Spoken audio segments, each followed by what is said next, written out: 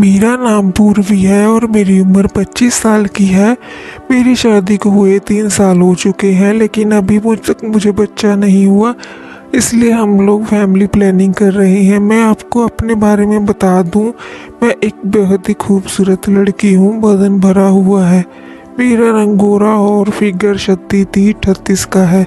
मेरे ससुराल में मेरे पति, एक देवर, एक मेरे ससुर जी हैं। मेरी सास का देहांत हुए 12 साल हो चुके हैं और परिवार में हम 4 लोग ही रहते हैं। शादी के समय मेरे पति अपना खुद का एक बिजनेस चलाते थे, लेकिन उसमें लगातार नुकसान होने के कारण उन्होंने बंद कर दिया और शादी के 9 महीने बाद ही वो सूरत में जाकर नौकरी करने लग गए। वो वहाँ अकेले रहते थे और घर पर भी हम 3 लोग ही रहा करते थे। दोस्तों, जब से मैंने जवानी की दहलीज पर कदम रखा, स्कूल टाइम से ही मेरा एक बॉयफ्रेंड बन गया था, जिसके साथ मैं फ़ोन पर भी रोज़ बात किया करती थी। उसके बाद मेरे ही मोहल्ले में एक लड़के से मेरा चक्कर पड़ गया। उसके बाद मेरी शादी हो गई और मैं अपनी ससुराल आ गई। इसके बाद मेरे पति के अलावा मेरा किसी के साथ कोई संबंध नहीं था। मेरे पति मुझे हर तरह से संतुष्ट कर देते थे, जिससे कभी मुझे किसी और मर्द की ज़रूरत नहीं पड़ी। शुरू के 9 महीने तक तो वो मेरे साथ ही रहे, लेकिन उसके बाद वो सूरत चले गए और मैं अपने देवर और ससुर जी के साथ घर पर अकेली रहने लगी। वो 6 महीने में एक बार ही आते थे और मुश्किल से 1 हफ्ते रुकने के बाद चले जाते थे। मेरी आदत ऐसी थी कि मुझे रोज़ पति का प्यार चाहिए था। मैं रात में अपने कमरे में अकेली बिस्तर पर लेटी हुई करवट बदलती रहती थी और जब कभी मुझसे सहन नहीं होता था तो मैं धीरे धीरे आगे बढ़ रहा था और मैं घर में अकेली का टाइम पास नहीं हो रहा था। कई बार मेरे दिमाग में आया कि किसी मर्द को अपना दोस्त बना लूं, जैसे कि शादी से पहले बनाया करती थी, लेकिन ये बात बहुत मुश्किल थी क्योंकि मेरे घर ऐसा कोई आता जाता भी नहीं था और मैं अकेली कहीं पर जाती भी नहीं थी, जिससे कि मेरे किसी मर्द के साथ दोस्ती हो सके। दोस्तों, दुनिया में इंसान हर चीज़ को कंट्रोल कर सकता है, लेकिन कुछ चीज़ें ऐसी होती हैं जो कंट्रोल से बाहर होती हैं और ऐसी स्थिति में हम लोग बहुत सारे रिश्ते नाते भूल जाते हैं। मेरे साथ भी ऐसा ही हुआ और मेरी निगाह मेरे देवर की तरफ जाने लगी। मेरा देवर, जो कि मुझसे काफ़ी छोटा है और उसकी उम्र 19 साल की है, वो दिखने में पतला दुबला है, लेकिन लड़की की भूख ये सब भूल चुकी थी। मुझे बस वो एक मर्द ही नज़र आ रहा था जिसकी मुझे ज़रूरत थी। धीरे धीरे मैं देवर के ऊपर डोरे डालने लगी। देवर भाभी का रिश्ता भी मजाक का होता है, जिससे किसी को भी शक नहीं होता था। घर पर मैं गाउन ही पहनती थी और उसे अपनी ओर आकर्षित करने के लिए स्टाइलिश कपड़े या फिर नेट की साड़ी पहना करती थी। मैं जानबूझकर उसके सामने झुककर काम किया करती थी ताकि जो उसकी नज़र मुझ पे टिकी रहे। उसके सामने सब जब मैं बिस्तर पर या सोफे पर लेटती थी तो अपने गाउन को घुटनों के ऊपर तक उठा लेती थी ताकि वो मुझे देखने पर मजबूर हो जाए। जब कभी भी मैं उसके साथ बाइक पर जाती थी तो मैं उससे चिपकर बैठती थी। जब भी ससुर जी के घर पर नहीं होते थे तो मैं उसके साथ बार बार सामने जाती थी और किसी न किसी बहाने से अपना प्रदर्शन करती थी, लेकिन मेरे ऐसा करने का उस पर कोई भी प्रभाव नहीं पड़ रहा था। वो एक पढ़ाकू किस्म का लड़का था और अपनी पढ़ाई में ही खोया रहता था। मेरे प्रदर्शन करने के बाद भी उसके अंदर कुछ नहीं हुआ, बस मुझे उसके द्वारा एक इशारे का इंतज़ार था, लेकिन वो मुझे बिल्कुल भी भाव नहीं दे रहा था।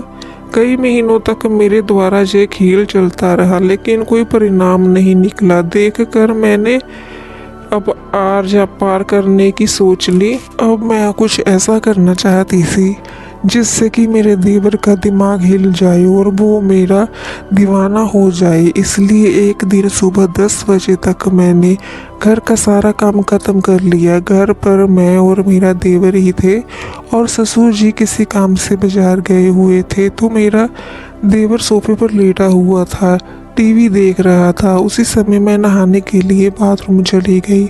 मैंने सोफे पर लेटे हुए अपने देवर को ऐसा अनदेखा किया जैसे कि मैंने उसे देखा ही नहीं। बिना सोफे की तरफ देखे हुए, हाथ में गीला तौलिया लिए हुए मैं सोफे के सामने से गुजरी और थोड़ा आगे जाने के बाद जानबूझकर सोफे की तरफ मेरी पीठ थी और मैंने जानबूझकर तौलिया उठाया और मैं धीरे धीरे अपने कमरे की तरफ बढ़ रही थी कि मैंने सोचा कि पलट कर अपने देवर को देखूं कि उसका क्या हाल है। मैंने अपने बालों को झटकते हुए अपना सर पीछे की ओर किया और पीछे का नज़ारा देखकर मेरे पैरों के तले से ज़मीन सरक गई। दोस्तों, सोफे पर उस वक्त मेरा देवर नहीं बल्कि मेरे ससुर जी लेटे हुए थे और वो एक टकाटक मुझे घूरे जा रहे थे। ये देखकर मेरे होश ही उड़ गए और मैं तेजी से अपने कमरे में चली गई। कमरे में पहुंचकर मेरी सांसें तेजी से चल रही थी, दिल की धड़कन अपने पूरी रफ्तार में थी, मेरे हाथ पैर कांप रहे थे। मेरे दिमाग में बस एक ही बात आई कि ये क्या हो गया, मेरा देवर कहाँ गया और ससुर जी कब आए। मैंने अपना माथा ठोकते हुए खुद से कहा कि मुझसे ये क्या हो गया है। ये सब देखकर ससुर जी क्या सोचते होंगे और मैंने ऐसी गंदी हरकत देखकर वो क्या सोच रहे होंगे। मैंने अपने कपड़े पहने और काफ़ी देर तक बिस्तर पर बैठकर इस घटना के बारे में मैं सोचती रही कि अब कैसे बाहर जाऊं, ससुर जी क्या सोचेंगे। इधर खाना बनाने का समय होता जा रहा था और किसी तरह से मैं नज़रें नीमी किए हुए बाहर निकली। उस वक्त बाहर कोई नहीं था और मैं जल्दी से किचन में चली आई और खाना बनाने के बाद मेरी नज़रें नीचे किए हुए देवर और ससुर जी को खाना दिया और खाना खाने के बाद अपने कमरे में आ गई। और कुछ दिनों तक मैं ऐसे ही कोई भी हरकत नहीं की क्योंकि मेरे अंदर काफ़ी डर सा समा गया था। लेकिन कुछ दिनों बाद मेरे अंदर वासना का कीड़ा फिर से मचलने लगा। मैंने अपने देवर के सामने अपनी हरकतें फिर से शुरू कर दी, लेकिन मेरी किसी भी हरकत का उस पर कोई भी असर नहीं हो रहा था। ऐसे ही एक दिन मैं गाउन पहने हुए घर का काम कर रही थी। उस वक्त मैं घर पर अकेली ही थी। उसी समय मेरे ससुर का आना हुआ और उन्होंने मुझे बहुत ही अजीब नज़रों से देखा। जैसे ही मेरी नज़र उन पर पड़ी, मैं तुरंत वहाँ से चली गई। मैं सोच में पड़ गई कि हे भगवान, ये सब क्या हो रहा है। मेरी ऐसी हरकत पर बार बार ससुर जी मुझे क्यों देख लेते हैं। काफ़ी दिनों तक ऐसा ही सब चलता रहा। फिर एक दिन मुझे पता चला कि मेरा देवर अपनी पढ़ाई के लिए बाहर जाने वाला है। उस दिन मेरी सारी उम्मीदें टूट गई और मैं समझ गई कि मेरा कुछ होने वाला नहीं है। कुछ दिन बाद ही मेरा देवर पढ़ाई के लिए बाहर चला गया और अब मैं और ससुर जी घर में अकेले रह गए। मेरी ज़िंदगी भी पहले की तरह चलती रही और अभी भी मुझे अपनी। लेकिन दोस्तों, मैंने कई बार गौर किया कि ससुर जी का नज़रिया पहले से बदल गया था। उनका मुझे देखने का तरीका, मुझसे बात करने का तरीका, इन सब में काफ़ी फ़र्क आ गया था।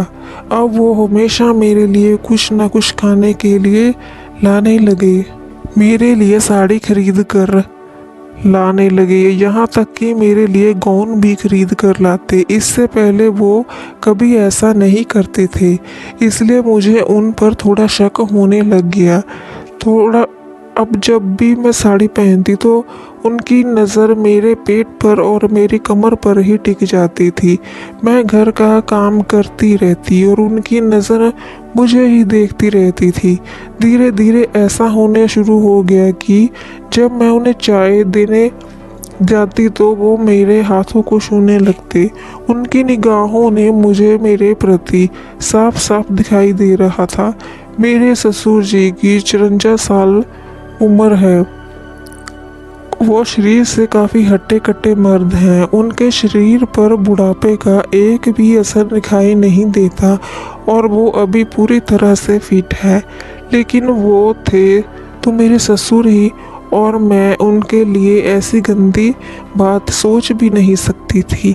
अब कोई मुझे गलत समझे या सही, अपनी आदत से मजबूर होकर मैं भी उनके प्रति झुकने लगी।